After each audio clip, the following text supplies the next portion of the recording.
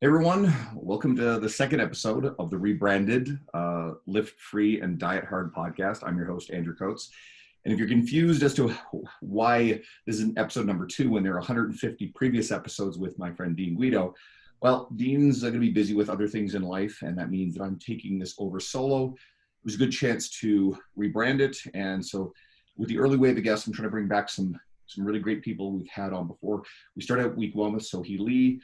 And now I got Dr. Mike Israetel on. He's been a guest a number of times in the past, and it's always great to have you here. Mike is, he's a many things to me. He's certainly one of my chief educational resources throughout my entire career, and someone that I've seen as a mentor and a major influence for a long time. So it's great to have you back. Thanks for having me, man. I'm surprised and quite honestly disappointed that you would have a guest of my low caliber on for what seems to be a third time. I mean, good God, we're really scraping the barrel here. Yeah, actually, I'm pretty sure it's actually 4. So yeah, I've had even worse. the barrel a few times. I mean, if you want to do this, my planned guest couldn't make it on short notice to release an episode on time. So I said, you had just messaged me. So I said, hey, Mike, can you come and fill in?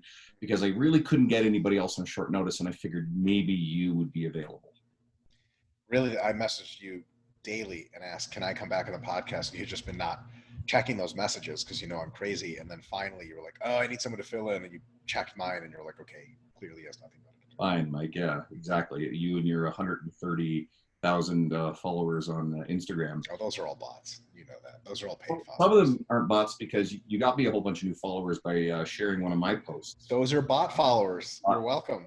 Yeah, no, I appreciate that. That was kind of cool. I looked out at my phone and like, where the fuck did all these new followers come from over the course of like a few minutes? And it's like, scroll through it, it's like, oh, Mike tagged me in something, and then sure enough. So that's actually cool. I've been working on building a social media following on Instagram because I really didn't bother with it for a very long time, and so stuff like that really helps, and that way I get in front of more people. So, and you guys recently also celebrated 500,000 followers on RP. So yeah, that's a lot of people.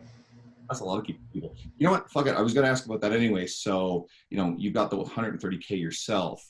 And so to what degree have you had a social media strategy with approaching this stuff, for brand growth? And to what degree is the following a product of all the accumulated stuff, long form content, media channels that you've had for years anyway? So it's 2 different questions for answers for RP and for myself. At RP, we have a strategy. I don't really know it because I'm not in charge of the RP Instagram. I'm not the RP Instagram. But people go on there and message and be like, hey, Mike. And I never see that personally because I don't even run that page. But there's definitely a strategy there. And the strategy a lot of times is a combination of posts you want to make and posts that people seem to like. There's that kind of Venn diagram thing going on there that what you don't want to do is make a whole lot of posts people don't seem to like, because that kind of you can make a few every now and again, but if you make a lot of posts people don't seem to like a lot, you're just not supplying the demand that's there. It's like working at Pepsi and making a new brand of Pepsi that tastes like no one likes it. You like it. You're just like, change the factories over. Let's make all this. People go, why? If you want to post for your own edification, just look at pictures on your phone. Like if you think memes are funny and nobody else does, just have a phone library of memes. Just look at them yourself. So I think a lot of people maybe lose the idea that there's a very, very good idea, tons of truth to it, that social media shouldn't be a loss of yourself. You should still be yourself. But like, what parts of yourself you show to the world are purposeful, because it is social media, right? You don't walk out of your house in the morning with your dick hanging out, and you don't post just whatever you want on social media, because the purpose of social media is to be social, is to provide something for other people, literally by definition. There's no other way around it. Like, a lot of people are like, well, be on social media, like, you just get the real me. And it's like, why do I want the real you? Because they literally say, you get the real me. Like, why do I want that? Unfollow, right? I want things from you that I think are appealing. So, and if you like you, you be you and post whatever the hell you want, but don't be surprised if people aren't interested in it. So definitely don't post things that aren't average, just very interesting to people. And then 2, don't post things that are not something that is in your purview, that you feel comfortable posting about, that you're not willing to defend, that you don't have expertise in. But it's okay to post things you don't have expertise in, as long as you're willing to acknowledge the fact that you have limited knowledge of what you're going on about. And especially don't. The real temptation here is very few people get a temptation to just arbitrarily post outside of their expertise. Like today, I'll talk about quantum mechanics. Most people don't do that, but they'll talk about things that they think are in that people like column or box that they don't really have much to say about. And they try to do it just to get the likes, and it doesn't really work. The best strategy, I think, or the beginning of a good strategy, as I'm by no means an expert on this, is staying within that Bayesian circle thing, the intersection of, that little swivel of um, things that you know, can say are an authority on. Like a ton of your posts, Andrew, are super great because it's like you're clearly speaking from a ton of knowledge, tons of experience, and it's always right on the money. And I'm like, oh, this is good stuff. And then also it's stuff that is like great for other people to see because they really, really value seeing it. So that intersection is awesome.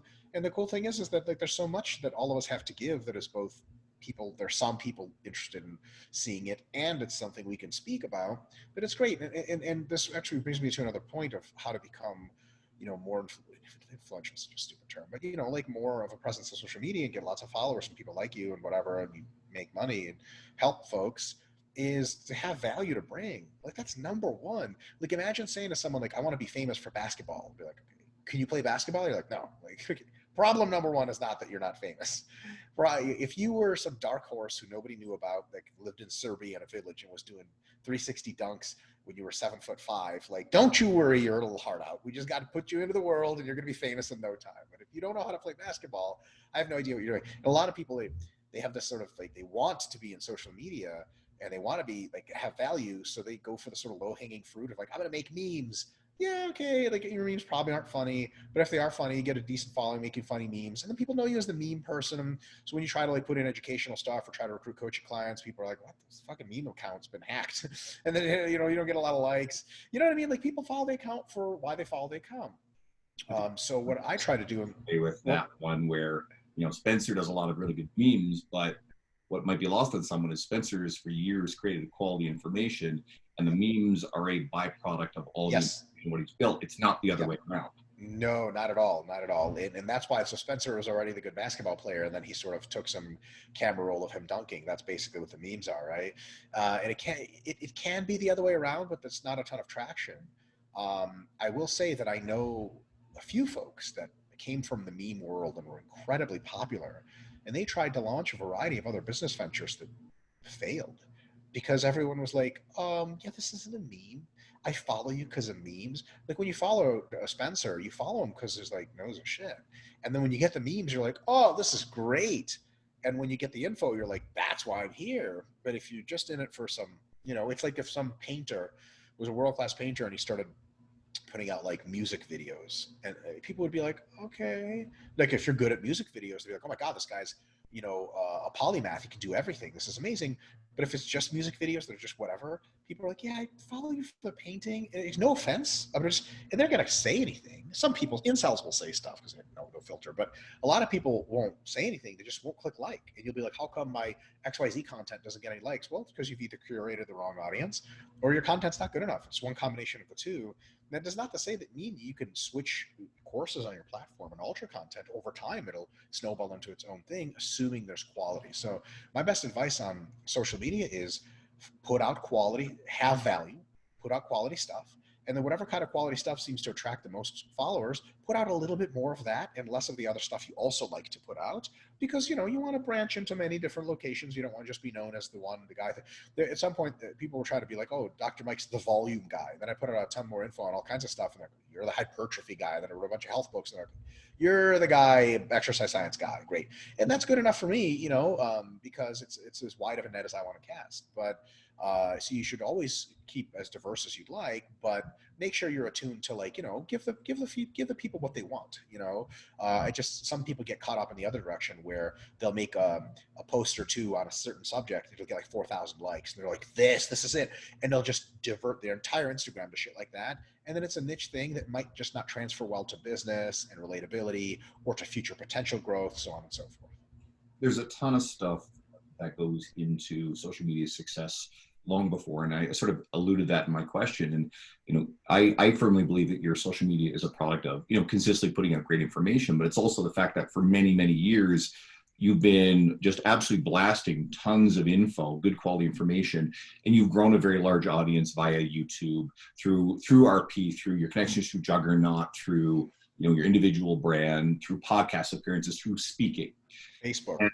Yeah, Facebook. So it wasn't very hard to assemble a big following through Instagram. Mm-hmm. Whereas a lot of people, Jordan Syatt and I have talked a lot about this too. Jordan has a very big social media following, and people do have the mistake thinking that, Jordan is well known because he's really good at infographics when they were popular. Same thing goes for Spencer Nadolski. No, Jordan's been writing long form content and doing YouTube at a very high level for a very long time. And all that stuff, kind of maybe he was really well known, but it's sort of behind the scenes. Then he also leveraged that to be able to grow a big social media following. So anyone who thinks, these guys are social media stars and they're products of knowing a few tricks on social media, you got it completely backwards. And now you mentioned, we mentioned you sharing something of mine. This is really important.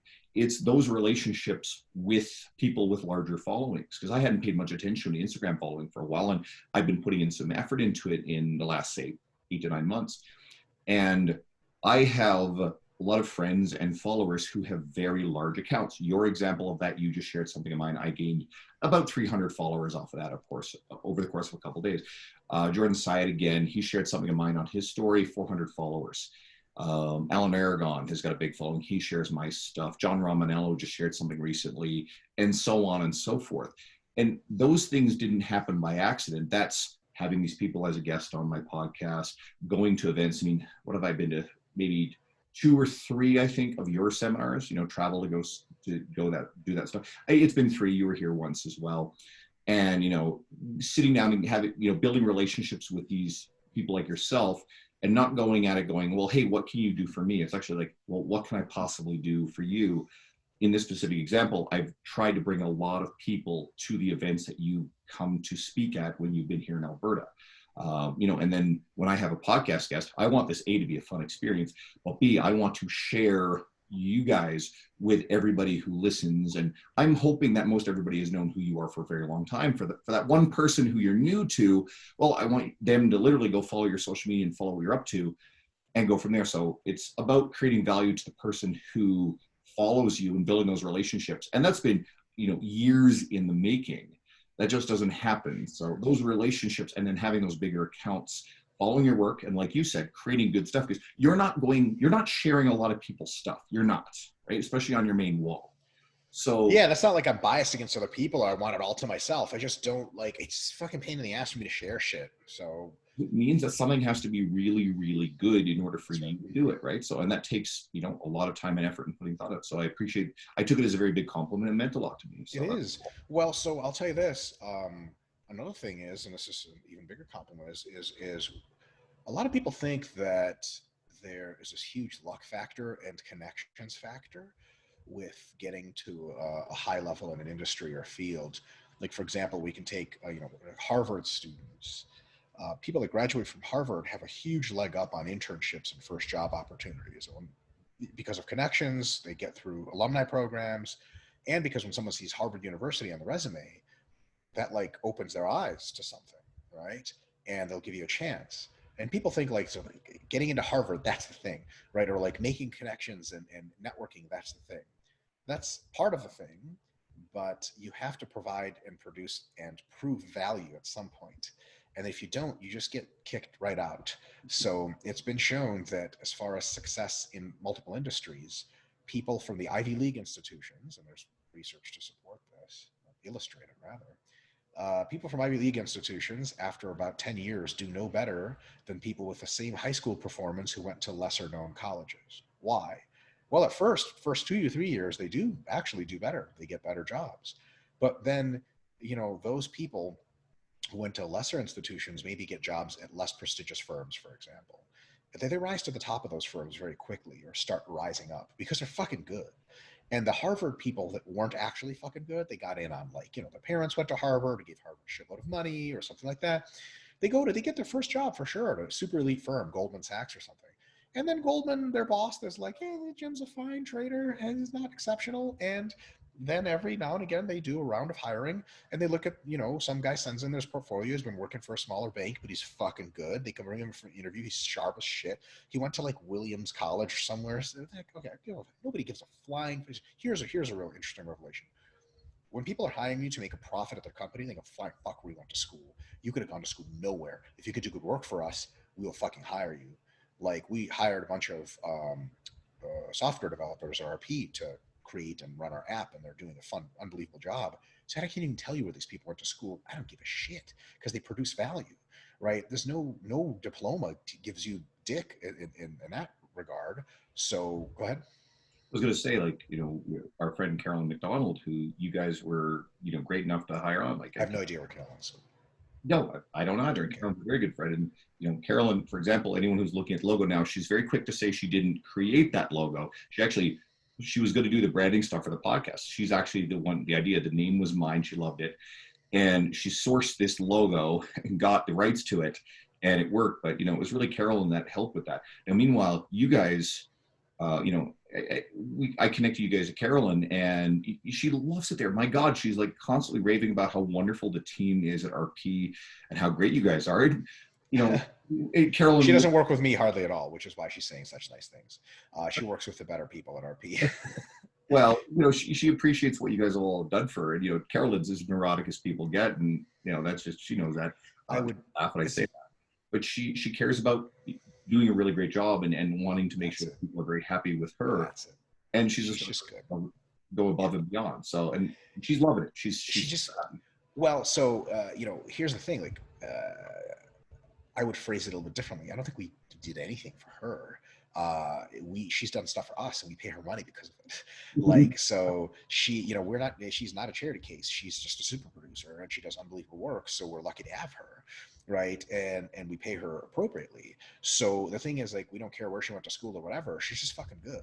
So what ends up happening is that people that are really good, that didn't go to fancy schools, they end up getting hired into Goldman Sachs in year 2 or 3. They knock everything out of the park. And the people that went to Harvard but should have never really been in that crowd, they get fired or let go. Like, they just get some other kind of job or switch careers, or end up using their family money to start like a ayahuasca retreat company that goes to Ecuador or some shit, like rich people shit, right? And like, the corporate world was so soulless, man. I'm just trying to find my inner way, bro. Like, shut up. But in any case, the case in point is people think that when a big Instagram page or something shares their shit, like, that's it. That's how you get ahead. Well, hold on a second. Are you comfortable in the idea that you're producing lots of value if you're in your page? Is your page a hidden gem that no one's seen before? And if it is, as soon as you get shared, people are going, oh my God, this is amazing. But if you just care about being shared and you don't really produce a ton of value or anything novel, then you're going to get shared totally. You're going to get your little bump of followers, and then most of them are going to hang around, not buy any products, or they're not even going to hang around. They're going to see like 3 or 4. Because as soon as you follow someone new, how the algorithm works. It like bumps the fuck out of their posts for you. Like, it's like all you see for 3 days, and they're going to get annoyed that your shit sucks and unfollow you. So it's going to go nowhere. So focus on numbers. The social media game is 80 or 70% producing amazing value, and then 20 or 30% of making sure that you're sharing things and talking to people and all this stuff, and then the rest takes care of itself. That's it. Mentioned RP in your guys' organization. So you and Nick, I guess they're primary founders, and you got a team of your friends around. You guys are widely well respected. It feels less like a top-down organization, more like a team of friends who produce obscene amounts of training, nutrition, recovery information, all this good stuff. Nobody's friends at RP. What's that? We're not friends. It's a facade. Aside from all the Dragon Ball Z bullshit you guys get on with, any critical philosophies, foundational both to RP's success and the success of each team member's individual brands, because you have done a really great job of fostering the individuals as well as the team name. Yeah, great question. Also off air later, I got to give you some more details about networking stuff that I can't talk about on air, but just for your own personal stuff. Remind me. So it writes it down. Excellent. Reminder. So reminder, Mike's BS. Um, there is so much to say about that. I'm going to start with a caveat. I'm just going to talk about my experiences and beliefs, and I'm not really sure if this is scientifically sound advice for how to run a business really well. So I can tell you what we do at RP and what I think is a good idea, but please don't take this too far to the bank. It might just be worthless. But for what it's worth, um, number one is we try to hire talented people, and not just talented people, but people that have this really particular quality of wanting to create things and do things. I'll take Caroline for an example. Hopefully, she doesn't get offended that I'm using her as an example on public media about how her work is. I don't think if you put Caroline into a room and give her nothing to do, she will go insane in roughly 5 minutes. She has to produce things. Like, I'm pretty sure if you just leave her in a living room that has like pillows out of order, after like 30 seconds, she's going to be like, let's just start putting them in order. Like that, she is an anti-entropy device, and that is like unbelievable. It's unbelievable to watch, and pretty much everyone at RP has a big thing going like that, where if they see things out of place, if they see processes that can be improved, if it bothers them, and they just fix things. Another guy that works for us, Charlie, he's our athlete manager. Charlie's a workaholic to the point where, like, if he doesn't do a certain amount of work every day, he's not right in the head. That goes for him. That goes for Caroline. It goes for a ton of us. It goes for me for sure. And he just like if you give him his phone and you're like, "Don't work," he's like, "Okay, we'll just start working." And it's not like an unhealthy compulsion because there's always work to be done. It would be very unhealthy if you ran out of work. But it's one of those things where if you hire people that want to produce, then you don't have to worry about a thing. You just have to give them a general direct. They're like a cannon. All you got to do is point the cannon, and they just shoot, shoot, shoot, shoot. That's it. So that's number one. And secondarily is hiring people that are smart. And it's pretty easy to just from a conversation to figure out how smart someone is. And then hiring educated people is very easy because it's literally in the resume. Okay, so it's the easiest part. But if they're really hardworking, and not just hardworking of like, hey, just do this, and if you don't tell them, they don't do anything. People who are like addicts to work find it themselves, and they're not perfectionists, but people who optimizers, right? Then if they're optimizers and they're intelligent, they don't even need to be educated, but it's great if they are. And then there's a bunch of other stuff, kind of like, a lot of these people have like, Charlie's a good idea. Charlie will sit around, and if he sits around long enough, if he notices enough processes at RP, he'll have ideas he can't help but share about how to improve them or how to do other things that could potentially be good for the company. It's not just a do do you do this and then we tell you when to think and when to jump and how to do it. He's always thinking about more. And it's really tough to find people that do that. But when you find them, they're not even diamonds in the rough. They're just diamonds. And you got to treat them very well. And that includes several things. So treating very well is, first of all, you just pay them a lot of money. We pay RP employees lots of money. I'm not shy about saying that. And we always want to pay them more. So as the company grows, we pay everyone more. We give people raises all the time. And it's not just because we have some socially just view of the world to think that people should make lots of money. Of course we have that too. It would be sweet if we were all millionaires and shit, right? But we want them to be incentivized, and we want them to understand at a deep level that their work means something. And when somebody gives you money for something, that's the deepest possible way to thank them, because it really puts your money where your mouth is. You know what I mean? Like, "Oh, you're doing a great job, Jim." They're like, "Oh, great. You pay me like $10 an hour." Like, that's what I mean when I say great job. You pay someone more, they do better. A lot of the thing is, a lot of the pay structure is incentivized based on profits and earnings. So when they do good work, it's directly reflected, like next month, next year, all that other stuff. So that's a big one. Another one is we give tons of people autonomy and room for creativity, and we do almost no top-down architecture at RP as far as the company is designed. Like I'm nobody's boss at RP. Nobody's boss. I'm not cut out to be a boss. I fucking hate it. I don't like telling people what to do. I like to have awesome people around that have all these great ideas, and I say, "This looks good. Let's table this for later. You're clear to work on this. Let's see what you got in 3 months." They come back. It's amazing. We put it out and it works. And then Nick Shaw, who ostensibly runs the company, he hates being a boss. Fucking hates it. And he doesn't have to be a boss hardly at all with RP, because we have all these people. They're like we're like two big mama papa birds, and they're like these squawking chicklets of ideas and work effort. And we're not like ever like, hey, you do this. We're like, oh fuck, oh you want to do what? Okay, great, do this, do that, do that, do that, do this, and that's it. So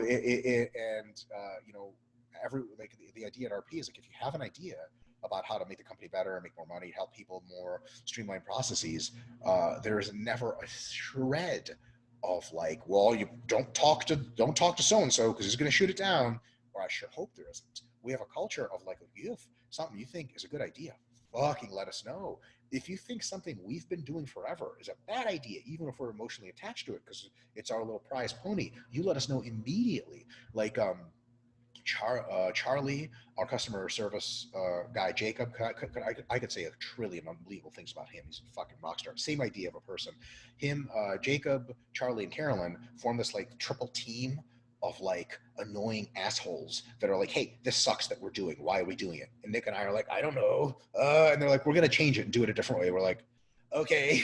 And we don't know what's going on because Nick and I, we have our own specialties and we're just focused on that. So RP is a bunch of little worker bees working on their own projects, coordinating only when needed. We don't do like massive Zoom hangouts with the whole company. Dude, I don't even know. I haven't even met half the people that work for RP in person. A bunch of the people don't even know each other. It doesn't matter because they're all working on their own creative processes that integrate into the company's larger vision, which is really the larger vision is to do a good job to make people healthier and fitter and whatever, give the customer what they want. So that's how it works.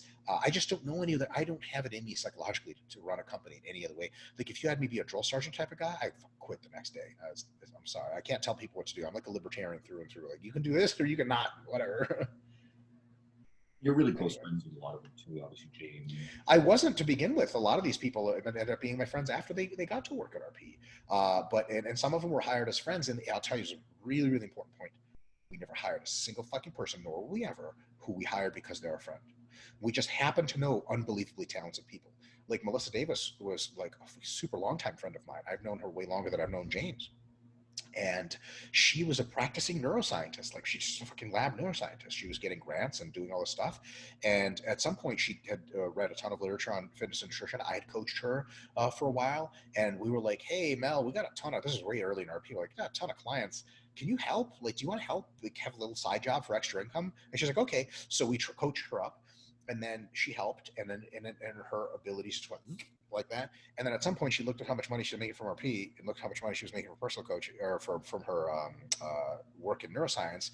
And more than that, because neuroscience is very well compensated, she was like, how much do I love what I'm doing? And you know, academia has these gears that are so big and they turn so slow. And she's just like sleeping and waiting for grants to be approved. And at RP, like any idea you have, boom, it's yours. Make it now, go. And she ended up tilting away from formal neuroscience altogether into RP. She is an unbelievable coach, but then we had bigger plans for her because she's so talented that she's even better. She's better at this than coaching, but she's more valuable to us as a content and product creator and product manager than she is even as a coach. So now we're sort of pushing Mel into this like create things with your mind because you're brilliant, and that's really amazing. But like I didn't she was not hired because she was my friend. She was hired because I knew she was fucking sharp. And you know, I have lots of friends, and some of them don't work for RP because they some combination don't want to or just not cut out for the business. That's okay. Like if it was a family business, I'd be hiring my fucking dad, who's a math professor, but he doesn't fucking want to coach people in diets. He has nothing to offer, nothing, no interest, right? So it's one of those things where people see like it's our friends. Yeah, just because we happen to be friends with a ton of people who really, really, really are just good fucking people and knew their shit, and that's how they get in. And we have a and it's not like a mom and pop company because we have tons of people like legit I've never met. I've hired a bunch of people off of online interactions. Tiago, who works for RP, he was just like a fucking Facebook guy who criticized my workout stuff. And I had conversations with him, and he turned out to be very nuanced and smart. And then he was like, "Hey, can I intern for you?" And I was like, "What? Okay." He was my first ever intern. He just did such a good job that I was like, "Do you want to do more?" And he's like, "Sure." Well, will you pay me? And I'm like, "Yes." So then he just grew into RP, and that's how it happened. Fuck, man. There's one guy that works for us, Anshuman, that the way we met him, he was just an RP Plus subscriber, who would ask James and I questions on the weekly webinar. And it quickly became apparent because he's a data science major or some shit like that. Yeah, a data science major, I think, or computer science or some shit from Yale. And it quickly became apparent that it was fucking brilliant because you'd give him explanations and he would integrate all of them immediately and ask like 4 tangent questions that were also brilliant. We're like, fuck, An's just the shit. And then at some point, I don't even remember how, we were like, hey, you wanna help us out doing some shit? He's like, okay. And then all of a sudden, boom, he like, fast forward, he works for RP. So really, like we find people here and there that just have all those qualities I talked about earlier. Just fucking good, man, and want it. They don't just like say they want it, hashtag motivation or anything like that. Gabrielle Fondaro. I found Gabby on Facebook. She was just like debating someone cordially, just like sharp as a fucking tack. And I was like, what the fuck? Click, like PhD in nutrition, trains. I was like, we needed coaches. I was like, and she's like, okay, and that was it. Yeah, no, I had her on the podcast, the previous incarnation of the podcast. It's going to be weird when I say, oh, yeah, go check out all these old episodes. What do you think of this episode? Click, nothing. Subscriptions, right? So I didn't abandon that. And yeah, she's wonderful. And she creates such good stuff. And she's one of the very few people floating around in our world who, has evidence-based knowledge about, gut microbiome stuff. All these people, it's like, it's the only thing, it's the next frontier. And she's like, well, actually, we really don't understand too much about it yet. There's probably some important stuff. And yeah, no, she's great. And anyone who's interested in that, go back and check out that episode for sure. No, you guys have an awesome team. I've seen Melissa and James present. I've seen you present, I think it's, 3 times. And I've just binged on your YouTube videos and your podcast stuff. Yeah, the YouTube, man, that's new for us, right? So you were saying earlier I had a YouTube following. I had no YouTube following. I'm not even on YouTube. Like I'm on YouTube as Mike Israetel, and I have like 4 subscribers or something because I don't put out any content. But on Renaissance Periodization, Juggernaut and through RP, right? Yes. We have not even through RP. Juggernaut, I've been on their YouTube a bunch, and a bunch of like Revive Stronger, Steve Hall's channel, a bunch of different podcasts. So people kind of knew me, and they knew me from Facebook. So my Facebook launched my Instagram. Then my Instagram just had a bunch of like I think the thing that draws people on Instagram is the training videos. Like I chronicle most of my training sessions, and people just love to see actual real world scientific training. There's a lot of people do demos, and a lot of people when they actually train don't do the shit they say they do. We sort of do like myself, Jared, Charlie. We actually train like we say we train. And then people are like, oh, this is fucking sweet. And they ask a bunch of questions and get a bunch of insight. So the Instagram thing is kind of on its own. But we just a couple months ago started producing more stuff on YouTube because we were like, yeah, like, why aren't we doing this? We should do it. And we have a super talented camera guy and sound guy who does all of our filming. Again, found him the same way, sort of by random chance. And he's just fucking good. And now we're producing a ton of content. We've already recorded a shitload of videos up ahead of time. And we were at 45,000 subscribers like 3 months ago. We just broke 90,000 on YouTube like this past week. So it's going super well, but only because we have things to say. We're not out there doing like a commentary on what's happening in the world kind of videos. Like if you're good at them, sweet, but I don't have shit to say about what's happening in the world. Nobody wants to hear me talk about that shit. And that last point is really good, and this is sort of a little pet peeve of mine. And we tend to find it on Facebook in our industry more than Instagram. But Facebook's toxic. Yeah, it really quite is.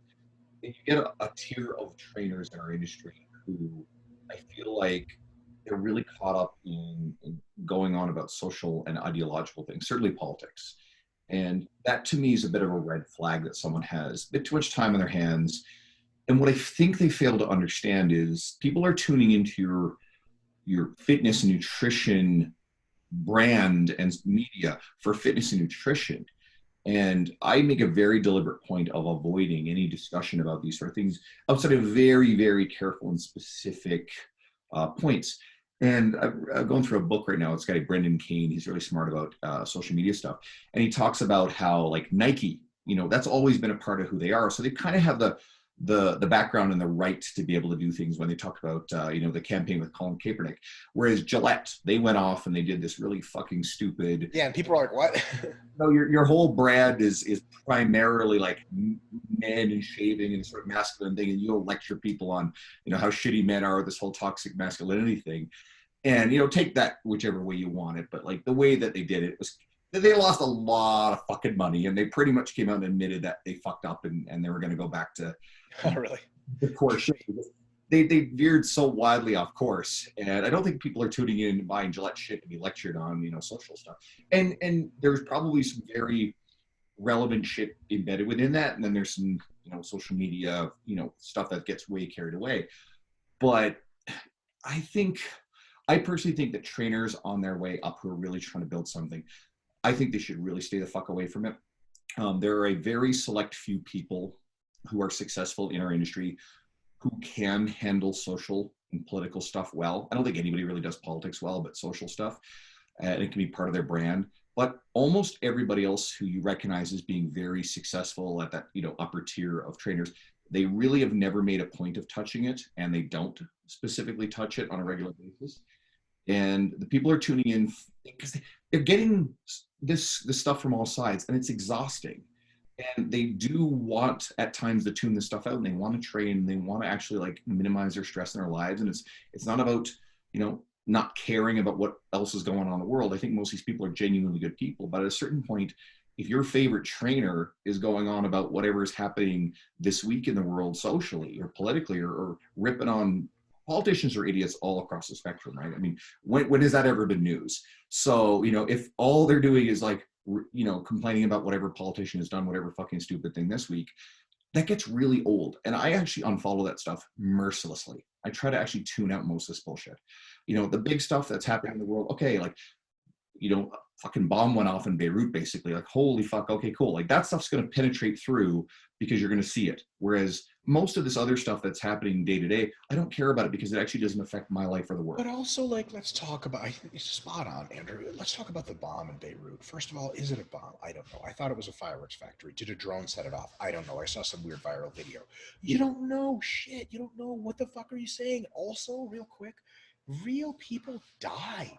So have the fucking audacity to shut the fuck up about it. Can you imagine being a person who lost someone in that and scrolling through Facebook, every cocksucker and his friend, like, I think this is what, shut your fucking mouth. Have some reverence for the love of God.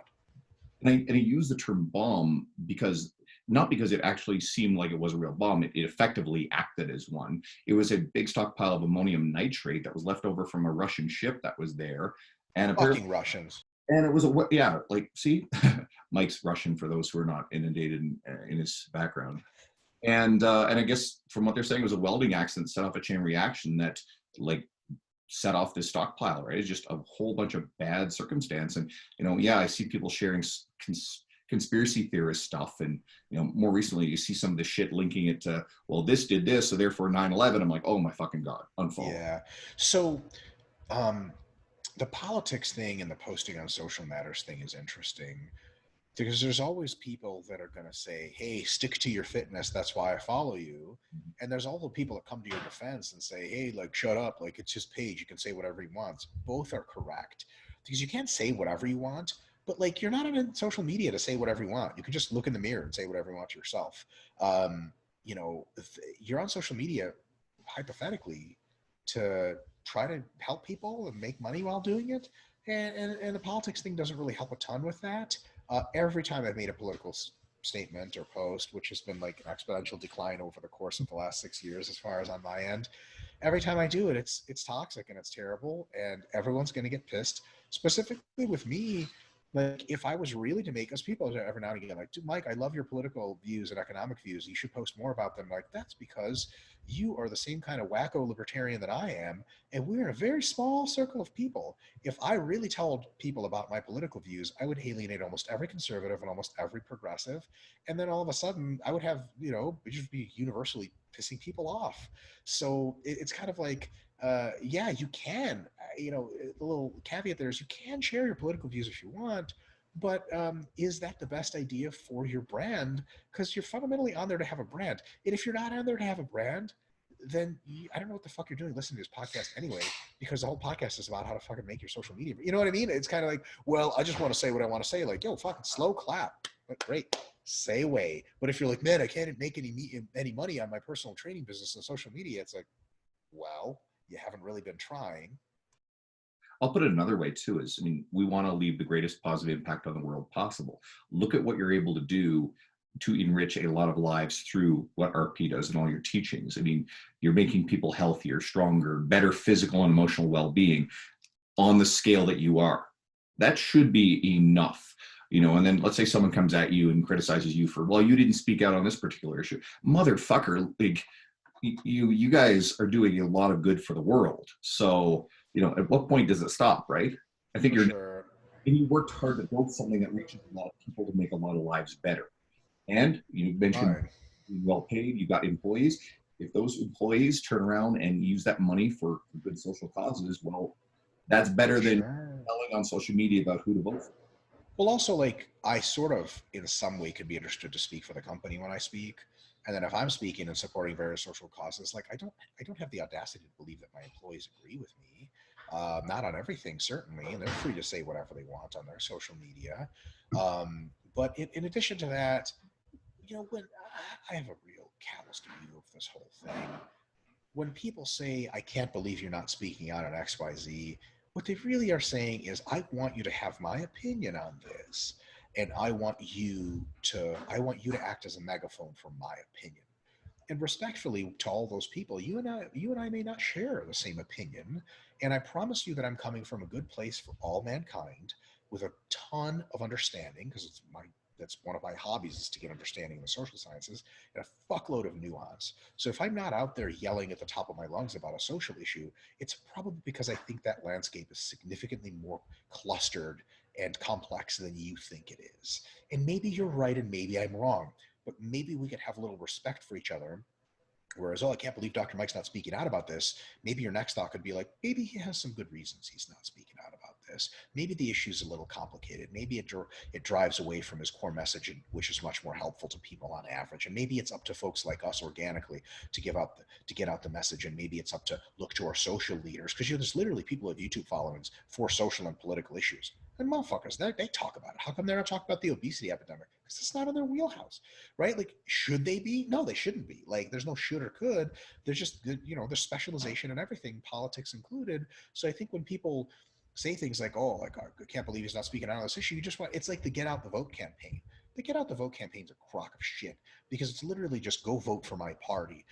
Very few people, if any, are just want general voting to go up. So, for example, like, if Get Out the Vote campaign run by conservatives ends up attracting more progressive voters, they'd be like, shit, fucking shut this thing down. And if vice versa, they would also be like, could you imagine like the MTV Rock the Vote, which clearly progressively tilted? Could you imagine they like get their statistics and they're like, oh, it looks like we increased conservative voting in the Christian Southern states by 50%. They'd be like, fuck, like, let's cut it out then, right? Like, so you don't want the vote out. Like, and if you really want the vote out, I can even go toe to toe on that. The fact that a lot of people who are less than informed voting is probably worse than them staying home. So it's one of those things where, like, get out political information and making people more educated in politics and economics. Great. I'm pro education, but everything else is a little bit nuanced, and maybe not everything should be political. And there is actually a term for everything political. It is called totalitarianism. Your actions, your thoughts, every single breath you take is a political act. That is literally the definition of totalitarianism. And I'm not interested in living in one of those places, because I used to back in communist Russia. It didn't work out so well. You fled that as a kid. So yeah. I packed up my own bags. I was on the Titanic. It was a crazy experience.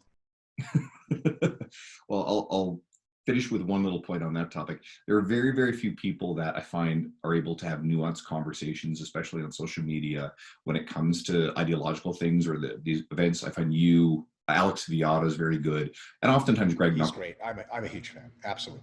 Alex is amazing. He was actually the last guest that we had on episode 150 of the old stream, and he's always great to have on. So he's an intelligent guy and can hold very nuanced. That's an understatement. What's that? That's an understatement. His intelligence is an understatement. He's wildly intelligent. And big and strong and just an extreme human on the physical side of things too. And that's the same thing for you. You're a competitive bodybuilder and jiu-jitsu practitioner and all this other sort of shit on top of it, intellectual. So, maybe there's something going on there. I don't know. Maybe it's the jiu-jitsu. Greg Knuckles. I'm a huge fan of Greg Knuckles, and him and I don't always see eye to eye politically, but Greg is very measured politically. So he'll say things he supports, and then when I push back on them, sometimes he'll be like, okay, yeah, and we'll go back and forth, and he thinks he's right, I think I'm right, but at the end of the day we're like, all right. And he's never like, Greg's never like, you're a piece of shit for having these views. Like, he probably knows I'm not, and I know he's not, or maybe we suspect the other is a piece of shit, but we're not quite outright confident enough to say it. Greg is an example of someone who I don't agree with politically, but he's so smart and so well thought out that he knows that making bombastic, totalistic claims is just not a good idea. So when he makes claims, they're always very measured and they're always thought through. And when he is pushed to his limits of how much he's thought about something, he goes, you know what, this part I don't know about. And that's the characteristic of someone who's really just going to end up with the truth eventually anyway, no matter what it is. So maybe I'm going to end up more left leaning eventually, or Greg become more of a Western libertarian eventually. Who knows? But it's one of those things where, yeah, I disagree with him politically a lot of the time, but it doesn't bother me because he's like, if only the entire left was like Greg Knuckles, holy shit, and if only the entire right was, like somebody, I can't even think of anyone on the right who makes any goddamn sense. Put myself on the spot like that, right? But it's just one of those things where if you're a reasoned person, if you're a calm thinker, if you're trying to do your best to figure out the world, I think political conversations with you are fucking sweet. We don't have to agree. But if you're into emotionalism, and probably my least favorite thing is to paint the other side as the devil and yourself as an angel. Like, what are you doing? Just say you're a good person. Give yourself a medal for being a human being. Everyone else is trash, or whatever the term is for that. And then just pat yourself on the back all the way to the bank. You don't have to talk to anyone again. You don't have to engage anyone's views. It's correct. You're correct. Half the country, like you, is wonderful, and the other half is just some strain of evil. And just no nuance. There's no reason to try to understand them. And then you're exactly like a stupid xenophobic American who hates the entire Muslim world, for example. You're exactly like that, and you're not interested in any nuance, but you seem to think you're correct. And it's not something for adults to practice, to be completely honest. Yeah, I wanted to make a point of saying about Greg too, like Alex, who creates a lot of great fitness information. Greg is an incredible resource, for training knowledge as well. And if somebody is overwhelmingly well thought out and providing great value, then every once in a while, if they wander into that, you can actually listen to it, as opposed to an entire brand that's about bombastic, extremist political views. Greg recently did some really good work. Is part of a group of people that kind of exposed this Brazilian researcher, the guy behind the squats being better than hip thrusts research. Sure. Greg was very, very hesitant to, use the term, academic fraud, but it seems fairly apparent that it was fraudulent. And some of his studies have been, what is it, Barahilo or something? I can't remember exactly. Yeah. And it looks as though his work, the data is really screwy. The amount of work he was producing, the time frame was weird. It just seemed really suspect. So I think some of his papers have been fully retracted now from their publications, and others are being called seriously into question. It's a wonderful service Greg and his colleagues, Andrew Vygotsky and a couple other folks did, because if people don't look at statistically aberrant things like that and question them, we could have poisonous berries in our fruit of science that divert the conversation of best practices to something that's not a best practice. I mean, can you imagine abandoning hip thrusts altogether? Because like the Barbalo study, or like he had a study on like training frequency and volume, and it led to some really interesting conclusions that I would never draw. And now that study is highly suspect. You're like, well, duh, that study didn't make any goddamn sense in the context of the rest of the literature. And sometimes studies that don't make sense really are true. Sometimes they're just statistically aberrant. That's okay. There's random chance. And sometimes they are pointing to a trend that is going to be exposed by other studies as well. And it's very rare that people do outright fabrication of science, but it is as rare as it is really bad. So when it does happen, it's great when it's spotted and figured out and fixed. And it's awesome that those guys did that work. What's the major one? It's the Cornell Labs, with Brian Wansik's work. Yeah, the endless bottomless bowl stuff.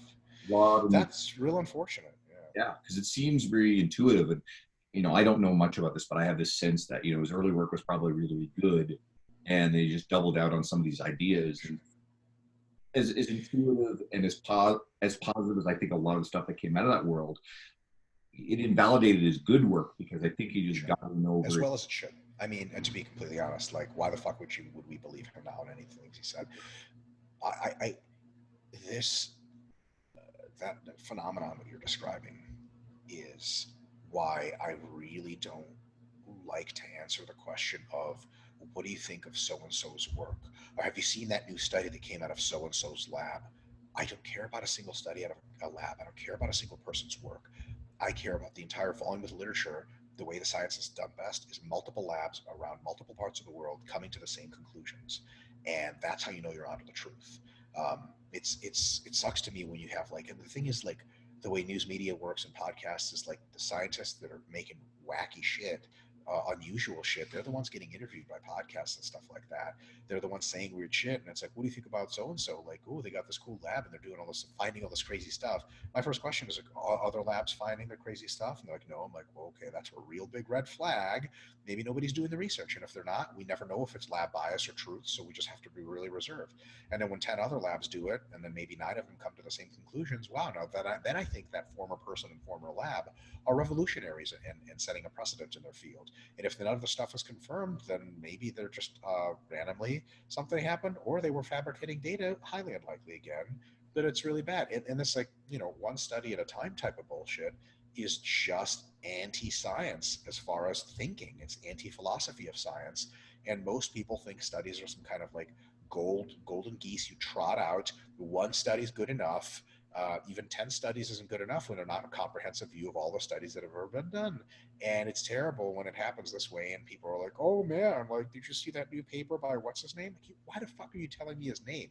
And no, I don't see any new papers by anyone, because I mean, I do, because I read the shit, but I read it with a gigantic grain of salt, because I need multiple papers to confirm the reality for me, not remotely one paper or one scientist. And people love that, like, this researcher is saying crazy new stuff and they love him and he's done a TED talk. Fuck that guy.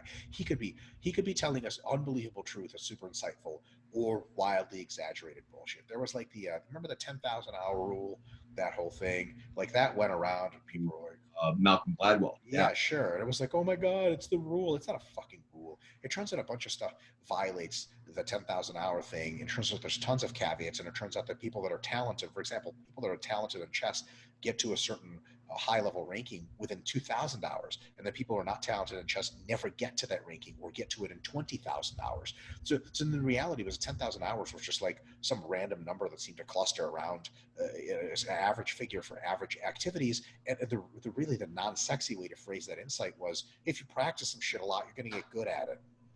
The fuck out of here. Wow. But people were saying, like, what's that? Deliberate practice really matters a lot. If you're just fucking around on a guitar for 10,000 hours, nothing. Right. Constantly challenge your abilities to be on that threshold of not too hard that you just give up and you get pissed off, but not too easy that it's not challenging or engaging. It's always pushing that threshold up. It's like, it's fucking resistance training. It's progressive overload, literally. Progressive overload for your career, your skills, your same fucking. Same idea. And it's terrible, because I remember seeing feedback on a variety of things I had said about, like, genetics and specific ways of doing things to get better.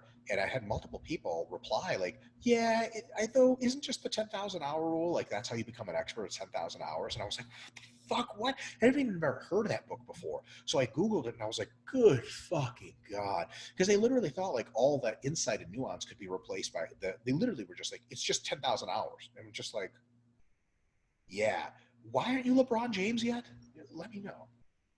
I know you have a hard stop real soon, so I wanted to make sure that I let people know where to find you, and then we can like chat 2 seconds off here.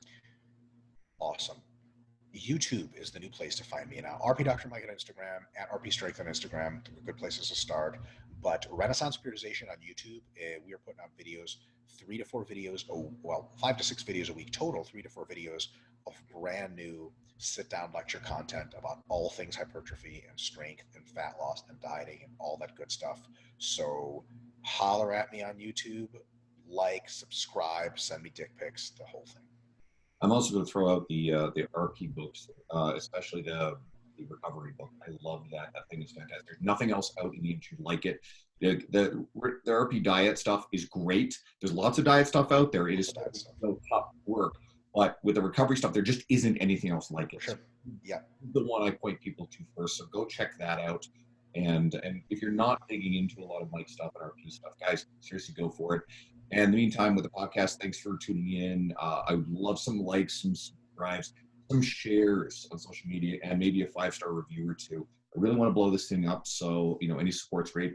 And if you're not following me on social media, at Andrew Coates Fitness on Instagram, that's the best place to find me. Mike, it's always a pleasure to have you on. I really appreciate it. And Thank you so much. I'll leave any parting thoughts, my friend? Nope, I got nothing. Awesome. All right, thanks for tuning in, guys.